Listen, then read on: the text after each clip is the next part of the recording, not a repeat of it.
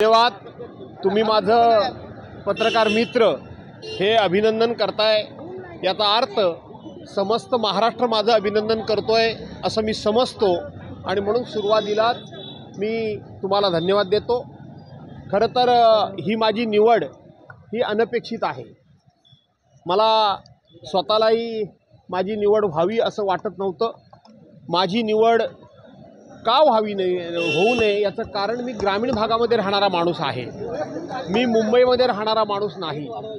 आणि म्हणून मुंबईमध्ये राहणारा माणूस नेहमी मंत्रालय विधिमंडळामध्ये त्याला येणं जाणं सोयीचं पडतं आणि म्हणून ही निवड ही एका मुंबई शहरामधल्या राहणाऱ्या सिनियर माणसाची व्हावी आणि विशेष करून आमचं युवा नेतृत्व आणि आमच्या पक्षाचं भवितव्य आमदार आणि माजी मंत्री आदित्यजी ठाकरे यांची निवड व्हावी असा मी आग्रह धरला होता।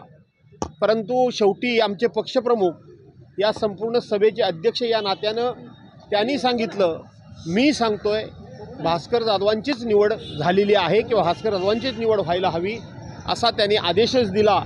आणि म्हणून ज्या वेळेला पक्षप्रमुख अशा प्रकारचा आदेश देतात त्यावेळेला तो विनम्रपणे स्वीकारावा लागतो।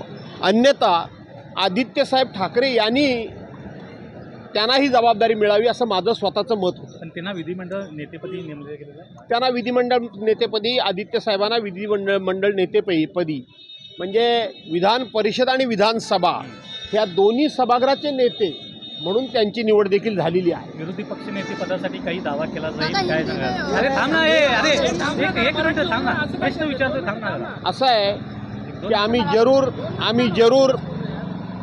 जरूर शपथविधी झाला, विधानसभेच्या अध्यक्षांची निवड झाली की आम्ही नक्कीच राज्याच्या मुख्यमंत्रीपदाची निवड झाली की आम्ही जरूर विद्यमान सरकारकडे आणि विधानसभा अध्यक्षांच्याकडे विरोधी पक्ष नेतेपद आम्हाला मिळावं याची मागणी ही आम्ही रितसर करणारच आहोत।